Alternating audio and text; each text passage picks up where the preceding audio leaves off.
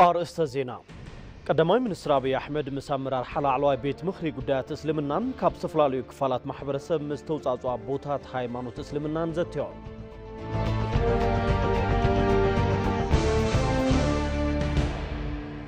أب كل التجراي بزنبرة كوينات مخنيات جنزب طرطها زي تخفلهم طرطنياتات مسألة بوليتيكا وسانة منجستي خفلهم موسى نلتا حبير الله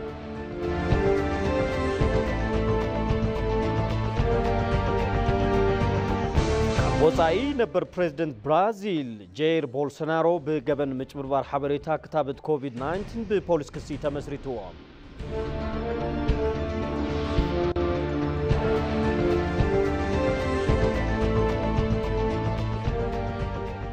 عزو السلام تناتقبلوا كورات تختاتلتي كما يتصنحون الساعات زستدالو زيناتات حزنا لكم قريبنا لنا زيناتات جيتات شوالو ممسحهم كتصنحي سنة مكتال نكوخنا لكم ناتمنخو فلما حصرت زيناتات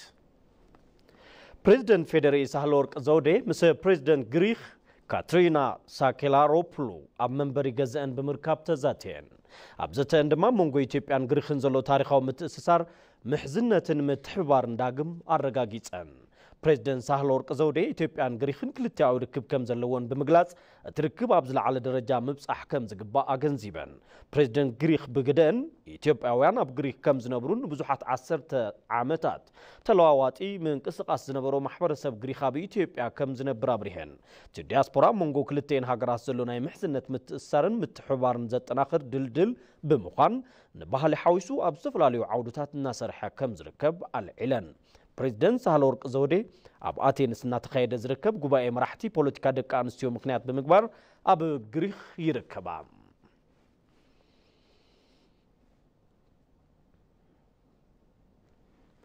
قدماي منستر أبي أحمد مس لعلواي بيت مخري قدات إسلامنان كاب استفلاليو كفالات محبرسب مستوصعو أبوتات هايمانوت إسلامنان زتيوم توم قدماي منستر محبراو ميديا مابزم محلالفو ملختي مستوم أمرار حنا بوتات لعل ربحاب زلوهم زعباتات بمدهاب زتيناين عيلهم بتزامد زينا قدماي منستر أبي أحمد مسامرار حل علواي بيت مخري قدات إسلامنان كاب استفلاليو كفالات محبرسب مستوصعو أبوتات هايمانوت إسلامنان مدلاو إفتار أساليتهم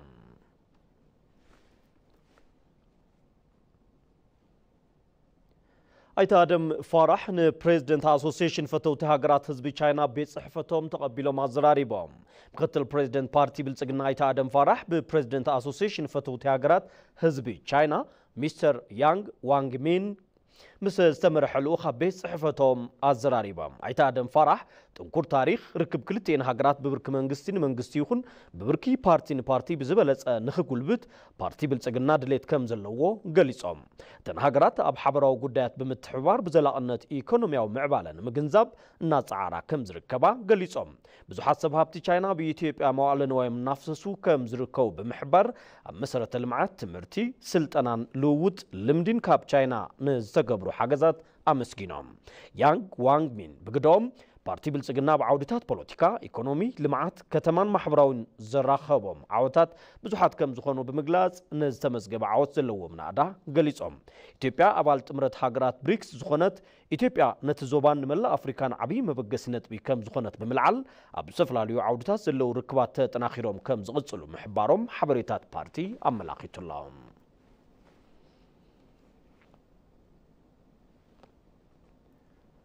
لعلوت حلفت تسرح منقسي فيدرال زكاتة لؤخ دقافن كتتلنا بكللات أمحاران غامبيلان كمون من محدار كتما دريدوا أبزركة بسراحة المعات عودة يسالت اللهم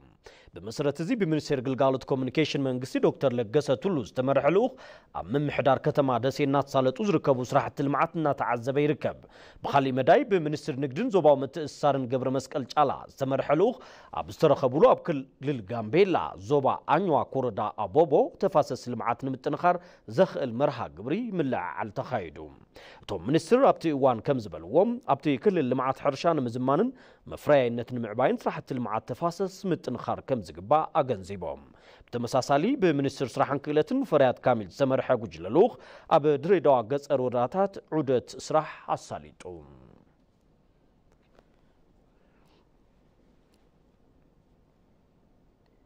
ኢትዮ ቴሌኮም ምስ ፌደሬሽን ማሕበራት ጉዱኣት ኣካል ኢትዮጵያ ብምትሕባር ልዕሊ 8 ሚልዮን ብር ዝግመት ደገፍ ሓገዝ መሳርሕታት ገይሩ። ኢትዮ ቴሌኮም ምስ ፌደሬሽን ብምትሕባር ካብ መላእ ሃገር ንዝተውፃፅኡ 500 ዝኾኑ ጉዱኣት ኣካል ተምሃሮ ሓገዝ ገይሩ። ቶም ናውቲ ሓገዝ ዊልቸር ክራንች ጻዕዳ በትርን ንምስማዕ ዝሕግዙ መሳርሕታትን ከም ዝኾኑ ተገሊጹሎም። ናይዚ ሓገዝ ኣካል ዝኾነ ኣብ ኣዲስ ኣበባ ንዝርከቡ ጉዱኣት ኣካል ተምሃሮ 62 ዊልቸር 25 ክራንች 59 ጻዕዳ በትርን 53 ንምስማዕ ዝሕግዙ መሳርሕታትን ብሓፈሻ 199 ናውትታት ሓገዝ ተገይሩሎም።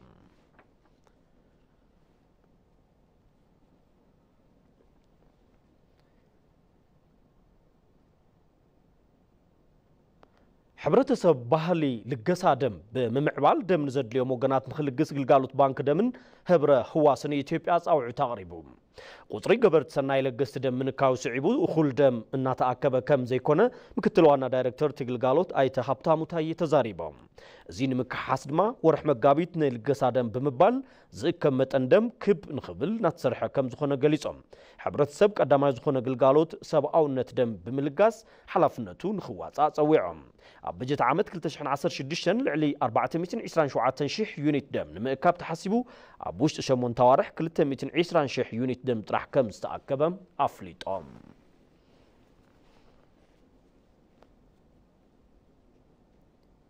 ኢትዮጵያ ኣብ መበል 68 ዓለም ለኸ ጉባኤ ማዕርነት ስርዓተ ጾታን ልምዓት ደቂ ኣንስትዮን ትሳተፍ ኣላ። እቲ ጉባኤ ድኽነት ብምቕራፍ ትካላት ብምጥንኻር ኣብ ስርዓት ጾታ ፋይናንስ ብምድንፋዕ ዓወት ማዕርነት ስርዓት ምቅልጣፍን ኩለን ደቂ ኣንስትዮን ጎራዙን ምብቃዕ ብዝብል መሪ ሓሳብ እዩ ኣብ ኒውዮርክ እናተኻየደ ዝርከብ። ካብ ሚኒስቴር ደቂ ኣንስትዮን ማሕበራዊ ጉዳያትን ሚኒስቴር ጉዳያት ወፃኢን ሚኒስቴር ገንዘብን ዝተውፃፅኡ ልኡኽ ኣብቲ መድረኽ እናተሳተፈ ይርከብ። ኣባላት ትጉጅለ ልኡኽ ኣብቲ ጉባኤ ኣብ ዝተመረፁ ዛዕባታት ኣኼባ ከምኡውን ጉናዊ ምይይጣት እናተሳተፉ ከም ዝኾኑ ተገሊጹሎም። ጸብጻብ ሃገራት ኣብ ዝቐርበሉ ዋና ፕሮግራም ብምርካብ ጸብጻብ ኢትዮጵያ ብዕውት ኩነታት ምቕራብ ከም ዝተኻኣለ እውን ካብ ሚኒስቴር ደቂ ኣንስትዮን ማሕበራዊ ጉዳያትን ዝረኸብናዮ ሓበሬታ ኣረዲኡሎም።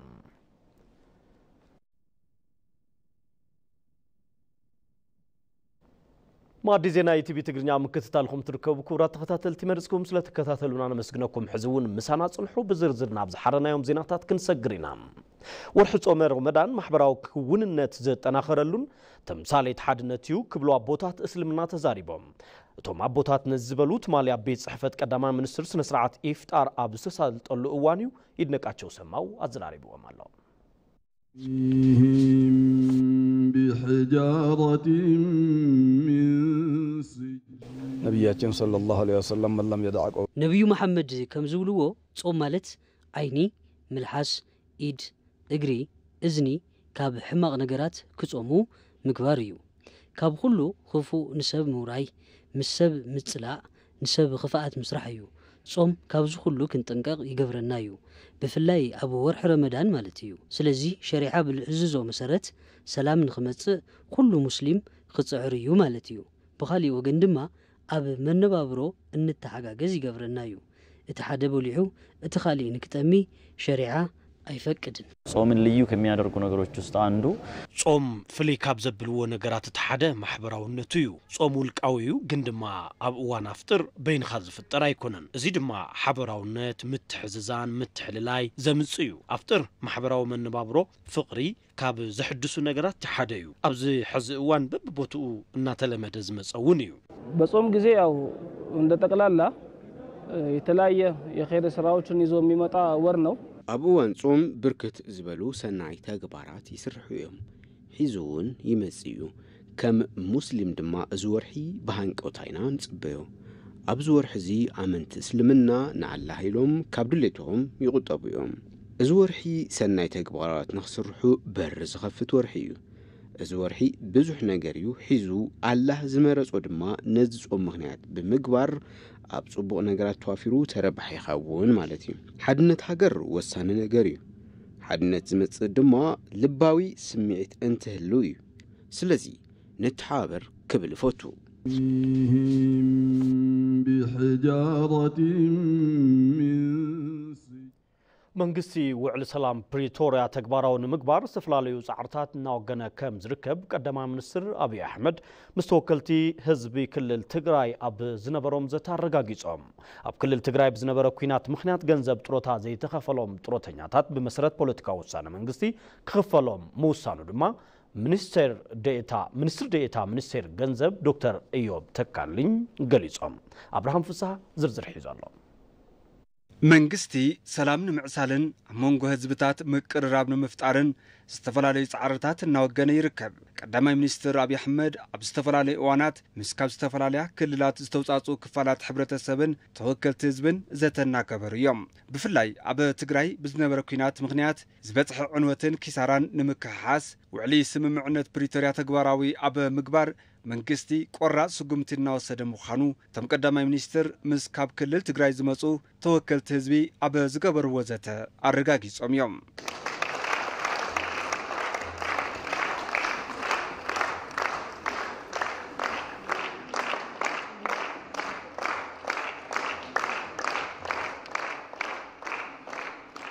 ካብቶም ተወከልቲ ዝተፈላለዩ ሕቶታት ዝተልዓሉ እንትኸውን ነቶም ሕቶታት ድማ ምላሽን መብርህን ሂቦም እዮም ተመዛበልቲ ዝምልከት ካብ ተወከልቲ ትግራይ ሕቶ ዝተልዓለሎም እንትኸውን ፕሬዚዳንታት ክልቲአን ክልላት ከምኡውን ሓለፍቲ ስራሕ ፌደራል ዘካተተ ኮሚቴ ተጣይሹ ኣብ ቀረባ እዋን ዘተ ክግበረሉ ይክብሉ ምላሽ ሂቦም እዮም እቶም ቀዳማይ ሚኒስትር ተፈናቃዮች በሚመለከት እናቴ በደንብ ገልጸውታል ንተፈናቀልቲ ዝምልከት አደይ ብደንቢ ገሊጾን እየን እቲ መሬት ናይ መን እዩ ናይ ትግራይ ድዩ ወይስ ናይ ካልእ ዝብል ንግደፎሞ ኣብ ኢትዮጵያ ሰብ ኣብ ሰፈሩ ክነብር ዘይምኻሉ ብጣዕሚ ዘሕዝን እዩ ስለዚ ነዚ ንምፍታሕ ኣይተጌታቸው ኣይታረጋ ከምኡውን ካብ ፌደራል ሓለፍቲ ዝርከብሉ ኮሚቴ ተጣይሹ ክላዘሙ እዮም ናትና ድሌት ፈለማ ዝተፈናቀሉ ሰባት ብምልኦም ናብ ገዝኦም ክምለሱ እዩ ብምኽንያት ዝነበረ ኩናት ደሞዝ ጥሮታ ኣይተኸፈለናን በዚ ድማ ኣብ ጸገም ተቃልዕና ንርከብ ክብሉ ሓደ ካብቶም ተወከልቲ ህዝቢ ጥርዓን አቅሪቦም እዮም የጥሮታ አባቶች ተኸፈልቲ ጥሮታ አቦታት ንጎን ምሸትን ይጠርዑ እዮም ዘለው ነዛ ሃገር ውጽኢታው ዝኾነ ስራሕ ዝሰርሑን እዛ ሃገር ተሓልያ ክትነብር ዝገብሩን ናይ ሃገር ክብሪ ዝኾኑ ሰባት እንትበኺዩና ረአና ንርከብ ንምንታይ ንሶም እንሃለው ካብቶም ተወከልቲ ንዝተልዓሉ ሕቶታት ቀዳማይ ሚኒስትር አብይ አሕመድ ከምዚ ክብሉ መልሲ ሂቦም ነይሮም በተለይ ጥሮታ አበል ለምሳሌ አልመልስም እዚያው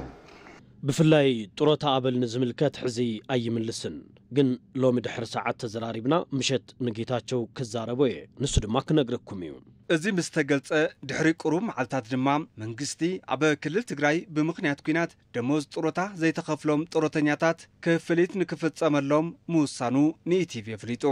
ኣብ ክልል ትግራይ ብዝነበረ ኩናት ምኽንያት ገንዘብ ጥሮታ ዘይተኸፍሎም ጥሮተኛታት ብመሰረት ውሳነ ፖለቲካ ደሞዝ ንክኽፈሎም ምውሳኑ ሚኒስትር ዴኤታ ገንዘብን አባል ቦርድ ጥሮታን ዶክተር ኢዮብ ተካልኝ ገሊጾም እዮም እቶም ሚኒስትር ዴኤታ ንጥሮታ ዝውዕል ገንዘብ ኣብ ዘይተኣከበሉ ኩነታት ጥሮታ ንክኽፈል ዝፈቅድ ኣሰራርሓ ዘይምህላው ብምግላጽ እቲ ውሳነ ፖለቲካዊ ምዃኑ ተዛሪቦም የጥሮታ መዋጮ ሳይሰበሰብ ጥሮታ መክፈል አጠቃላይ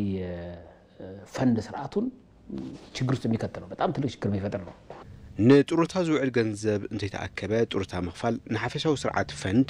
ናብ ጸገም ዘእቱ እዩ ስለዝኾነ ሰብ ሞያ ኣብዚ ጉዳይ ተማኺሮም ቴክኒካል ብዝኾነ ክትፈትሖ ዘይትኽእል ከቢድ ነገር እዩ ነይሩ እዚ ሕቶ ልዕሊ ዓቕሙ ስለዝኾነ ናብ ቤት ጽሕፈት ቀዳማይ ሚኒስትር ኣብ ዝተለኣኸሉ እዋን እዩ እቲ ዘተ ዝተገበረ ስለዚ ከም መንግስቲ ዝጸገም ክንፈትሖለና ብዝብል ብውሳነ ፖለቲካ ክፍታሕ ተገይሩሎ እዚ ተግባር ዋላ እኳ ከይደ ኣሰራርሓ ሓልዩ ነቲ ጸገም ንምፍታሕ ዘይከኣል እንተነበረም ነቲ ውሳነ ኣብ ምሕላፍ መንግስቲ ንሕቶታት ህዝቢ ኣብ ምምላስ ዘለዎ ትኹረት ዘርአየሉ እዩ እውን ኢሎም እቶም ሚኒስትር ዴኤታ ከአሰራር አንጻር ያው እንግዲህ እንደ ቦርድ አባል መነግርህ ከአሰራር አንጻር ምንም መፍትሄ ያላገኘለት ጉዳይ ነው በአንጻር አሰራርሓ ዝኾነ ዓይነት መፍትሒ ዘይርከቦ እዩ ስለዝኾነ መንግስቲ ንጸገም ንምፍታሕ ዝኸደሉ ርሕቀት እዩ ዘርኢ እዚ ንምክሓስ ዝለዓለ ወጻኢ ከም ዝሓትት ይፍለጥ ይኹን እምበር መንግስቲ ዝወሰዶ ስጉምቲ ኣዝዩ ክድነቕ ዝግባእ ተግባር እዩ ሪሊ በጣም ሊደነቅ የሚገባው ውሳኔ ነው ጥሮተኛታት ዘይተኸፈሎም ገንዘብ ንክረኽቡ ዝተመሓላለፈ ውሳነም ኣብ ትካላት መንግስትን ውልቀን ይሰርሑን ዝነበሩ ጥሮተኛታት ዝምልከት እዩ ተባሂሉ ኣብ ታሪክ ኢትዮጵያ ንፈለማ እዋን ዝሳለጥ መድረኽ ሃገራዊ ዘተ ዝሐሸት ኢትዮጵያን ምፍጣር ዝሕግዝን ከምኡውን ህንፀት ጽኑዕ ሃገረ መንግስቲ እምነ ኩርናዕ ዘንብርን ምዃኑ ይእመነሉ ኮሚሽን ሃገራዊ ዘተ ኢትዮጵያ ካብ 2 ዓመታት ዘቑፀረ እንትኸውን ክሳብ ሕዚ ብርክት ዝበሉ ንጥፈታት ኣሳሊጥ እዩ ናዝሬት በሪሁ ተወሳኺ ሒዛላ ኣብ ኢትዮጵያ ኣብ መንጎ ዜጋታት ዝፍጠሩ ሰፋሕቲ ፍልልያትን ኣብ ዝተፈላለዩ ከባቢታት ንዘጋጥሙ ጎንፅታት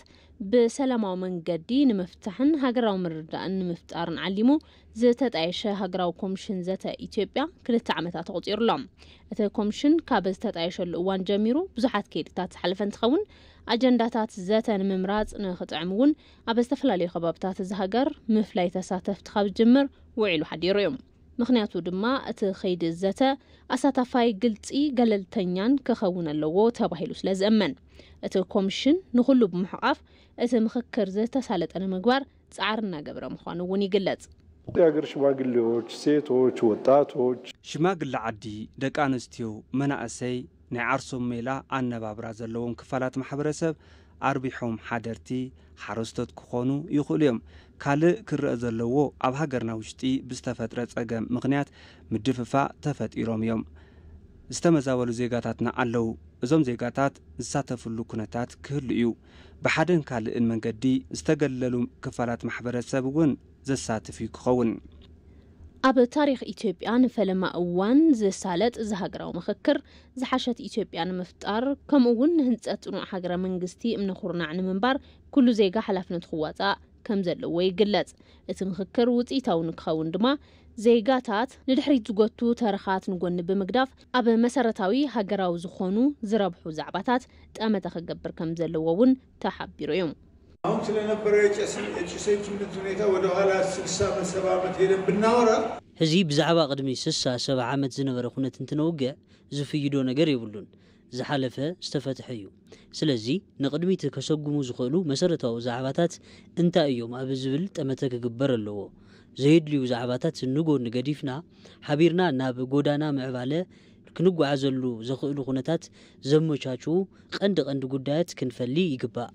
ታሪክ ጎንፂ ኣብ ዘለዎምን ኣብ ጸገም ዘለውን ከባቢታት ዝንቀሳቀሱ ኃይልታት አካለት ምክክር ንምግባር ብዙሕ ስራሕ ዝተርፎ ምዃኑ ተመላኺቱ እዮም ይሄንን ሀገር አቀፍ የሆነ እዚ ሀገር ለኸ ዝኾነ ሀገራዊ ምክክር እንትነካይድ ክንዝንግዖ ዘይብልና ኣብ ሀገርና ብዝተካየደ ኣብ ትግራይ ዝነበረ ኩናት ስእነት ሰላም ትክልል ኣብ ዘይጥዕም ኩነታት ብምንባሩ ዳግማይ ክስርሑ ዘለዎም ስራሕት ኣለዉ እዞም ስራሕቲ ምስ ኣመራርሓ ትክልል እናተዛተና እናተቀራረብና ምስ ተፈላለዩ ክፋላት ሕብረተሰብ እውን ብምዝርራብ ናብ ሃገራዊ ምክክር እቲ ክልል ክመጽእ ክግበር እዩ ኣብ ክልል ኣምሓራ እውን ብተመሳሳሊ ጸገማት ኣለዉ እዮም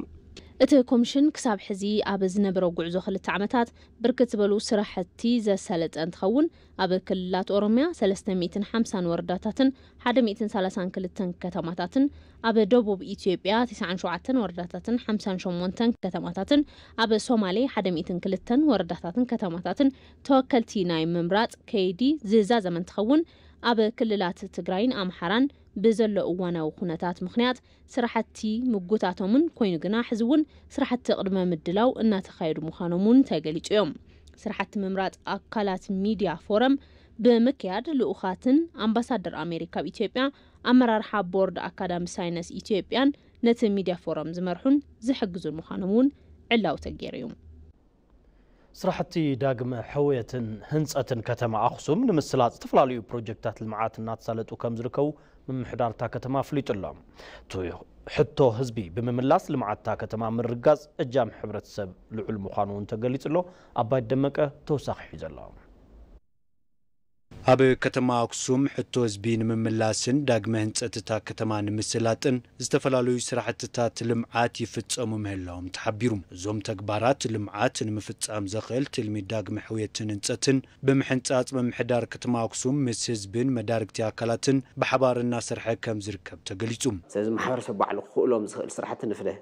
ፈሊና እውን ማሕበረሰብ ንቑሕ ተሳትፎ ገይሩ ክሰርሖም ነቲ ማሕበረሰብ ወዲብና ንንቀሳቐስ ዝብል እዩ بخلاء درجة أوشتن دجن زلوا فصوتي لمعات عبية نخصم زي أمون وديب كان من راح من قصاص ዕድል መሃብ ነዚኦም ተሓቢርካ ምውፋር ይሓትት እዚሁም ተመሳሳሊ መንገዲ ያው ነዚ ዝመርሕ ትልሚ ወፅዩ ነዚ ዝሕግዙ ፕላትፎርምታት ተዘርጊሖም ቁልጡፍ ዝኾነ ናይ ህዝብ ርክብ ስራሕቲ ብምስራሕ ሓበሬታታት ብምልውዋጥ ብዙሓት ቅዱሳት ወገናት ኣለዎም ዓዶምን ህዝቦምን ክሕግዙ ደስ ዝብሎም ድልዋት ዝኾኑ ጥራሕ ምትሕባርን ምርሃው በርን ዝሓቱ ናይ ምምሕዳርና ቢሮክራሲ ብምሉእ ክፍቲ ብምግባር ነዞም ከምዚ ዝበሉ ዓዶም ልምዑን ክልውጥን ዝከኣሎም ተሳትፎ ክገብሩ ዝደልዩ ድማ ክፍቲ ክንከውን ኣለና ዝብል መገሳት ብምሓዚና ቶም ፕላናት ጀሚርናዮም ብሳልሳይ ደረጃት ናይ መንግስቲ ዓቕሚ ካብ ፌደራል ዝመጽእ እንተሃልዩን ካብ ግዚያዊ ምሕዳር ዝመጽእ እንተሃልዩን ናይ መንግስቲ ዓቕሚ ጸንቂና ክንጥቀም ዝብል ይተሓሳብ ካብ ባንክ ዓለም ካብ ውሽጣዊ እቶት ምምሕዳር ከተማ ኣክሱም ካብ ነበርቲታ ከተማን ማሕበረሰብ ዲያስፖራን ብዝተረኽበ ዓቕሚ ስራሕትታት ልምዓት ተፋሰስን መንገድን የሳለጡ ምህላዎም ተሓቢሩ ነዊሕ ዓመታት ዝጸንሐ ናይ ምሕጃ ነይሩ ዝምሕጃ እዚ ያው ፍልፍል ማለት ኩሉ ዓይነት ረስሓት ዝእከወሉ ስለ ዝነበረ ዳጓሓፍ መእከብ ስለ ዝነበረ ንሕብረተሰብ ጠንቂ ዓብዪ ስጋኣት ኮይኑ ዝቕፅል ዝነበረ እዩ እዚ ነዊሕ ግዜ ዝጸንሐ ስለዝኾነ ያው እዚ ብሓደ ገጹ እዚ ግምት ምእታው ብኻልኣይ ገጽ ዝምሕጃ እዚ ብዘይመልምዑ ኣብቲ ናይ ሓድግታት ነኸባቢ እውን ምዃኑ ነቲ ቱሪዝም ባዕሉታ ዝጸሉ ዝነበረ ከቢድ ሳዕቤን ዝፈጥር ዝነበረ እዩ ሳልሳይ ደረጃ ውሕጅ ኣብ ደቂ ሰባትን እንስሳን ዝፈጥሮ ዝነበረ ሓደጋ እውን ግምት ብምእታው እዞም ሰለስተ ሓደጋታት ንምቕናስ ዝምሕጃ ናይ ምልማዕ መደብ ብምሓዝ ንሱ ብምልማዕ እቲ ውሕጅ እውን ብውሽጢ ዝኸደሉ ኩነታት ክፍጠር ሼርዋል መልክዕ ብምልማዕ ብላዕሊ ድማ ናይ እግረኛ መንገዲ ኣገልግሎት ዝህበሉ ኩነታት ምፍጣር የማንን ጸጋምን ግሪነሪ ጌርካ ነቲ ናይ ቱሪዝም መስሕብ ስራሕቲ ብዝምጥን መንገዲ ንከተማና ብዝምጥን ኣግባብ ንኽለምዕ ዝተጀመረ ምንቅስቓስ ኣሎ ኣብ ከተማ ኣክሱም ዝህነት ዘሎ 497 ነውሓት ዘለዎ ምሕጃ ተፋሰስ ንነዊሕ ዓመታት ከይለምዐ ዝጸንሐ ምዃኑ ዝተሓበረ እንትኸውን እዚ ኣብ ምልማዕ ተሳትፎ ሕብረተሰብ ልዑል ምዃኑ ተገሊጹ ንኾርዐሉን ንሕቦነሉን ስራሕ ተጀሚሩ ኣሎ ያው ደጋጊምና ኩሉ ህዝብና እውን እናመስገነ እዩ ዝርከብ ንሕና ከም ከተማ ምሕዳር እውን ነመስግን ኣለና ኢና ልዕሊ 497 ሜትሮ ንውሓት ዘለዎ ናይ ጥንቲ ምሕጃ እዩ ዝለምዕ ዘሎ ቁመት ናይቲ ርባ ዓብዪ ምሕጃ ስለ ዝነበረ ያው ናብ 4 ሜትሮ ዝኸውን እዩ ስፍሓቱ መሬት ዝስራሕ ዘሎ ስራሕ ድማ 3 ሜትሮ እዩ ስለዚ 3 ብ4 ዝኸውን ስራሕ ይስራሕ ስለ ዘሎ ዓብዪ ነገር እዩ ዓብዪ ፈላማይ ልዑል ተሳትፎ ናይ ዜጋታት ዝተራእየሉ ናይ ተወለድቲ ከባቢ ዝተራእየሉ ከምዚ ዝበለ ተሳትፎ ዝገብሩ ሰብ ሃፍቲ ክበዝሑን ክባራኸቱን ክስስኑን ኢና እንደሊ ያው ነዚኦም ድማ ኣብ ጎኖም ኮይና ዝሓሰቡ ሓሳብ ኣብ መወዳእታ ክሳዕ ዝበፅሕ ከም ከተማ ምሕዳር ኩሉ ዓይነት ድጋፍ ንገብር እውን ኣለና ኣጠናኺርና እውን ክንቅፅለሉ ኢና ስለዚ ካልኦት ኣካላት እዚ ኣሰራጭ ተኸቲሎም ክመፁ ትጽቢት ንገብር ኢና ማለት እዩ ከተማ ኣክሱም ዝተጀመሩ ስራሕትታት ዳግመ ሕውየትን ህንጸትን ተጠናኺሮም ከም ዝቕጽሉ ተሓቢሩ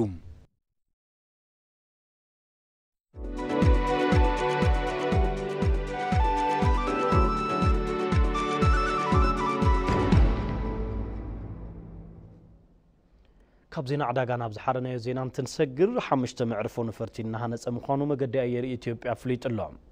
ግሩፕ መገዲ ኣየር ኢትዮጵያ 5 ተወሰኽቲ ናይ ውሽጢ ሃገር መባፅሕ መዕርፎ ነፈርቲ እናሃነፀ ምዃኑ ኣፍሊጡ ዋና ፈጻሚ ስራሕቲ ትካል መስፍን ጣሰው ከም ዝበልዎም እቲ መገዲ ኣየር ኣብዚ ሕዚ እዋን 136 ዓለም ለኸ ከምኡውን 22 ናይ ውሽጢ ሃገር መባፅሓት ኣለዎም ኣብዚ ሕዚ እዋን ድማ ኣብ ከተማታት ሚዛን ቴፒ ኣማን ነገሌ ቦሮና ያቤሎ ጎሬ መቱን ደብረ ማርቆስን 5 ናይ ውሽጢ ሃገር መባፅሕ መዕርፎ ነፈርቲ እናተሃነፁ ከም ዝኾኑ ገሊፆም ካብ መንጎዚ ቶም 4 ኣብ ውሽጢ 1 ዓመት ተዛዚሞም ናብ ስራሕ ከም ዝኣቱ ንግልጋሎት ዜና ኢትዮጵያ ተዛሪቦም ብኻልእ መዳይ ጉዳኣት ዝበፅሖም መዕርፎ ነፈርቲ ኣክሱምን ቀብሪ ድሃርን ሕድሳት እናተገብረሎም ምዃኑ ብምሕባር ኣብ ቀረባ እዋን ናብ ስራሕ ከኣትዮም ኢሎም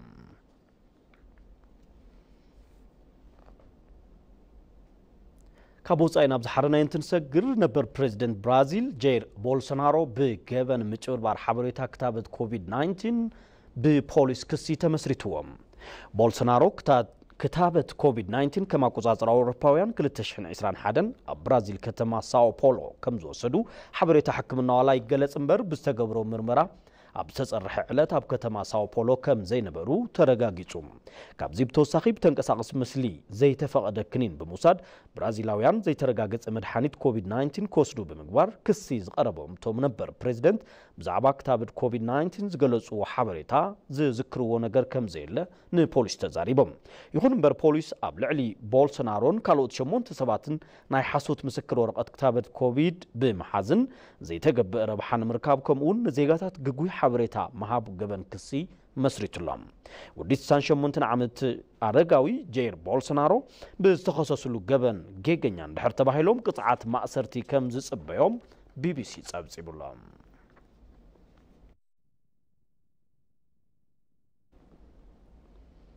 ክቡራት ተኸታተልቲ ዜናታትና ቅድሚ ዝዛምና ቀንዲ ነጥብታትና ክነዘኻኽረኩም ቀዳማይ ሚኒስትር አብይ አሕመድ ምስ አመራርሓ ላዕለዋይ ቤት ምኽሪ ጉዳያት እስልምናን ካብ ዝተፈላለዩ ክፋላት ማሕበረሰብ ምስ ተውጻጹ ኣቦታት ሃይማኖት እስልምናን ተዛትዮም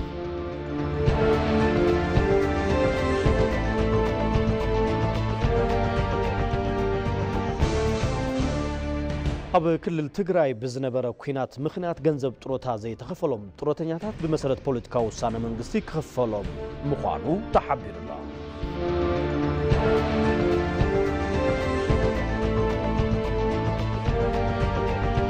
ነበር ፕሬዚደንት ብራዚል ጄር ቦልሶናሮ ብገበን ምጭብርባር ሓበሬታ ክታበት ኮቪድ-19 ብፖሊስ ክሲ ተመስሪትዎም